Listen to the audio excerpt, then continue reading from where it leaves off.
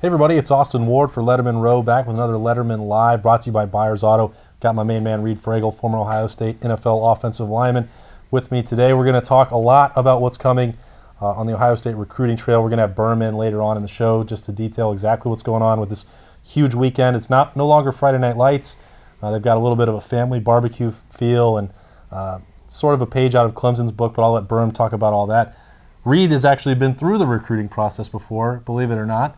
It's been a while, but it feels like it must have been even longer though, right? Because you look at like Instagram photos and shoots and everything.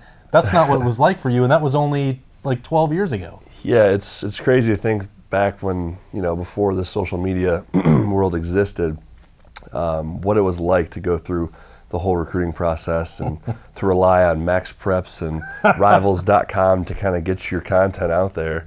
Whereas now, all these kids are basically their own agent from the high school level promoting themselves. So I don't know, I feel like an old man. I'm not old by any means in that regard, but, it's just such a different era of technology for these kids that, they can promote themselves if they are able to do so better than other kids, maybe get an edge.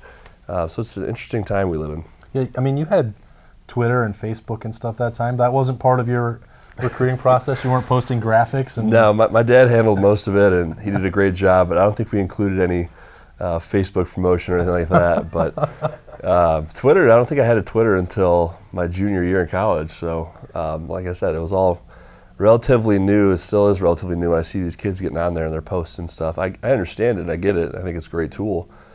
Just something that I didn't really have the luxury of when I was going through that. Now, that part of it might be different, but eventually you're going to have to get on campus. You're going to have to go talk to the coaches, see what the program's about, all the things that are actually important.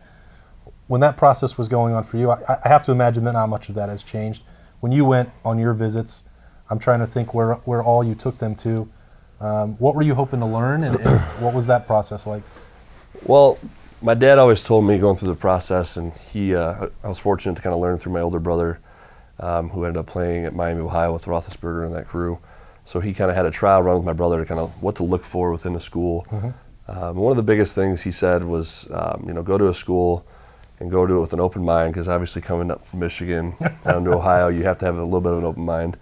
But that being said, he basically said, Coach Tress is a phenomenal coach, obviously, but can you see yourself at this school if he were to go elsewhere? Because this is a world that is constantly changing. It's a revolving door of coaches. So I guess that for me was the top of the list as far as what I was looking for was, can I see myself playing for this university without the head coach X there, whoever that coach was at the time for that school. But that's kind of what I got when I came down to Ohio State, was immediately fell in love with the place. You hear so much bad stuff about it coming from Michigan growing up. So to come down and kind of get a refreshing feel that this was not some doom and gloom place that everybody had been talking about growing up, and to kind of have that open mind to see it for what it is, and it was awesome. And I'll never forget the first time coming down here, meeting Coach Tress, and just being kind of overwhelmed and surprised at the same time. And I knew pretty much right away that this is where I wanted to play at. And mind you, this was right when Rich Rodriguez was coming into that team up north, and it kind of, I'd be lying if I said that I wasn't a fan of Lloyd Carr and his staff when they were there, but when they left, it kind of opened things up for me. And then coming down here and meeting Coach Tress and his staff, it was like basically everything I liked about the staff of Michigan. It was kind of nice to see that it was very similar, as different as the two are. They were very similar in how they operated. So, but yeah, it was all great from the first visit on. That's funny that you mentioned that Rich Rod offense up there. It was short-lived. You wound up playing in one that was pretty similar to that at the end of your career. You probably couldn't have envisioned that once you turned down the Wolverines. Yeah, and that's something that I said you have to be able to play for university, no matter the coach there. But that was a situation where the offense at the time was changing, and I didn't see myself as an offensive tackle at the time. I was still at tight end, so that was an interesting situation to where it did push me to go look elsewhere. But yeah, it's kind of funny how things come full circle, I guess. Eventually you can't really avoid them if it's meant to be. So, but yeah, I'm really glad how things turned out, and I wouldn't change it for the world. Now, your official visit to Ohio State was infamous for a couple of reasons. Maybe that's a story for another time that we can really dig into with what happened when you arrived. But so that's obviously the most memorable visit you ever had. Yeah.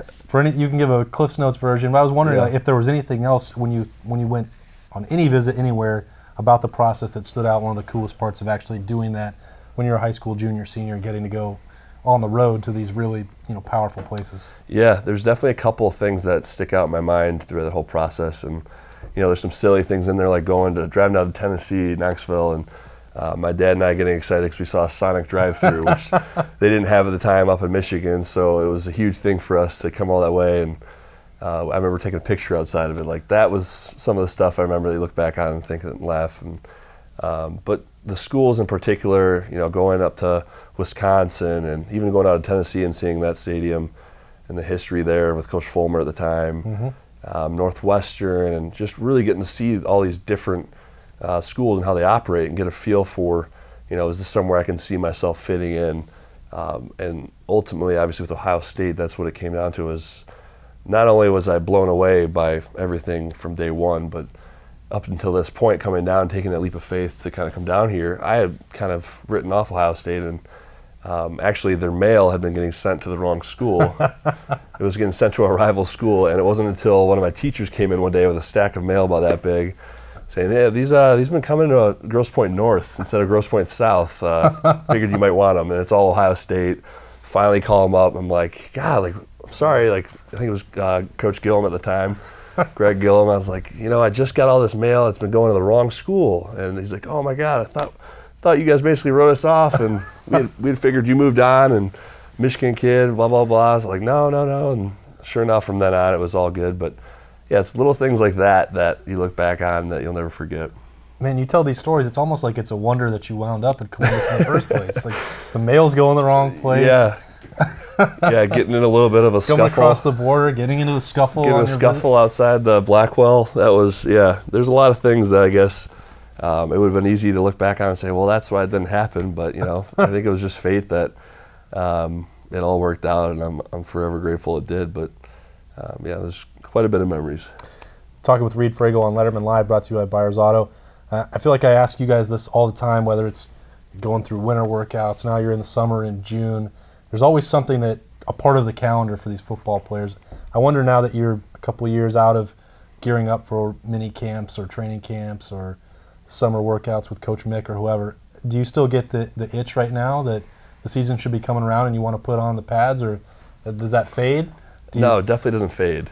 I was just kind of talking about this with my brother the other day, and now that sports are kind of in a dull period right now, you kind of get that itch that you're talking about again, where what is there to watch right now? There's no hockey, there's no basketball, there's baseball if you're a baseball fan, but I think it just kind of all comes to a point, especially as a former football player, that this is the time of year that you start getting that feeling.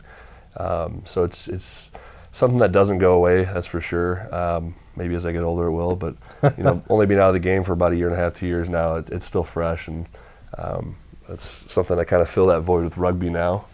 Kind of got to keep that physical part of the life going, but yeah, it's just that time of the year, though, I think, where it's a culmination of things that makes you miss football and look forward to the next practice or workout. Even the workouts, even some mat drills, you miss all that? I didn't say that. I wouldn't say that the mat drills are missed, but no, that's that camaraderie, though, getting back with the guys again and, seeing them for the first day. There's that excitement. There's the nerves kick in. There's always that first week of excitement, and the second week it kind of dies down a little bit. But yeah, I miss going through those, the roller coaster of emotions and excitement, I guess. Perfect. Yeah, it's June. It's slow. It's dull. It's the worst time. We're going to fill it up by talking about some more recruiting with Birm here in a little bit on Lettermen Live, brought to you by Byers Auto. This has been Reid Fragel. Always good talking with the former Buckeye about everything going on in college football. Now let's kick it over to Birm and get our recruiting update for Ohio State heading into this big weekend.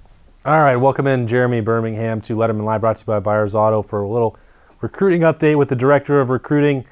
Before we get into this massive, enormous, huge official visit, unofficial visit weekend for Ohio State, Birm, Buckeyes actually picked one up over the weekend. Ty Hamilton, what does the addition of that three-star defensive lineman mean for the Buckeyes? Well, the biggest thing that Ty Hamilton brings to Ohio State is versatility. He's a guy that right now is probably more of a pure defensive end, but I think that as he gets older, as he starts to hit a college weight program. He's probably going to end up in that 275, 280 pounds range and be a true 3-tech, kind of in the mold of Adolphus Washington and Draymond Jones. He's obviously the younger brother of Ohio State defensive lineman Davon Hamilton, so you know what you're getting kind of from a family, from a gene pool standpoint. And Davon, even though he was recruited late in the process in the class of 2015, has been a really solid player. And this is one of those guys that I don't think, if Urban Meyer was the head coach at Ohio State, that Ty Hamilton would have an offer yet. It's not a knock on him. He's a really good player. He has big offers. He had offers from Michigan and Penn State and a handful of other big-time schools around the country. But I think he's a guy that is still on the development curve, but he's a really good player from a good family, and the Buckeyes like what they see. And Larry Johnson has earned the right at this point to take a guy if he wants him, and so that's what they're getting with Ty Hamilton. And I think that the big thing for Ohio State moving forward is that it allows them to rearrange their defensive line priorities. They want 4 or 5 total defensive linemen, and now they know they got one in the state locked up, and hoping to seal the deal with Darion Henry this coming weekend to knock out the second one in the state. Just an aside, I think that you touched on Davon Hamilton and the career he's had. I think that's a guy that's really, really important for Ohio State this year. Maybe doesn't get as much attention and as acclaim as he should, and if Ty Hamilton can stay on that same development curve, he could be looking at a really productive player for the years to come. And again, that's a case where you trust Larry Johnson more so than a 3-star ranking. Not that there's anything wrong with that. Yeah, I mean, the reality is a 3-star ranking means you're one of the best 500 or so high school football players in the country. That's not a knock. It's certainly not what Ohio State fans come to expect from Larry Johnson's defensive lineman. And again, if Ty Hamilton was not inside of Ohio and was not Davon Hamilton's brother, I don't know that he'd have this offer yet. But he has it. He took it. The Buckeyes aren't going to welcome in an Ohio prospect with an offer for an official visit unless they're planning on saying yes to them. So as you and fans and start to look at tea leaves in the future, if you ever have that question of, is this guy a take? If he's an in-state product and they are asking him to take an official visit, he is a take, period.